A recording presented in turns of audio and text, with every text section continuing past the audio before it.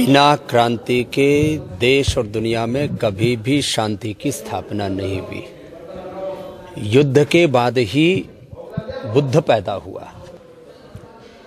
सम्राट महान अशोक भी युद्ध की ही उपज है। इसलिए युद्ध के बिना कोई शुद्ध होता ही नहीं है। इसलिए युद्धस्व विगतज्वर, युद्ध करना चाहिए, क्रुद्ध होकर के नहीं, बुद्ध और शुद्ध होकर के करना चाहिए। और पाकिस्तान का इसके अलावा कोई रास्ता दिखता नहीं है कि हम बिना युद्ध के, बिना क्रांति के पाकिस्तान को सबक सिखा सके, क्योंकि कहते हैं ना, लातों के भूत बातों से नहीं मानते हैं।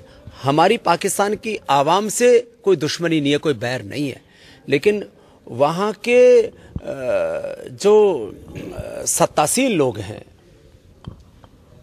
वो लोग इतने नादान हैं कि उनको हम बिना अब वार के, प्रहार के समझा नहीं सकते। वो युद्ध कितना होगा, कैसे होगा, उसका समय क्या होगा, ये तो प्रधानमंत्री जी को तय करना है, क्योंकि वो लोकतंत्र के, इस भारत के सबसे बड़े ओहदे पर, संवैधानिक पद पर हैं।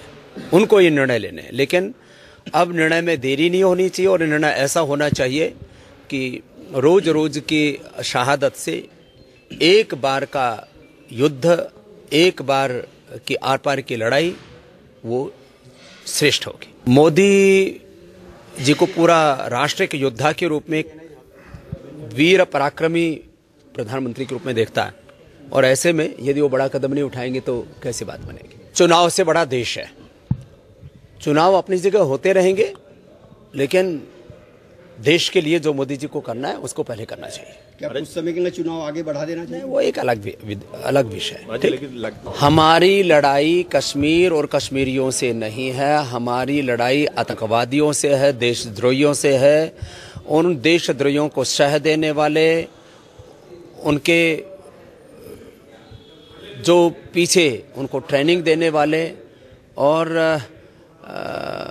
उन दहशतगर्दों के जो पीछे सपोर्ट करने वाले हैं, उनसे हमारी लड़ाई है। इसलिए कश्मीर के छात्रों के साथ किसी भी तरह की हिंसा या बदसलूकी वह हमारे राष्ट्र के एकता, अखंडता, संप्रभुता के खिलाफ।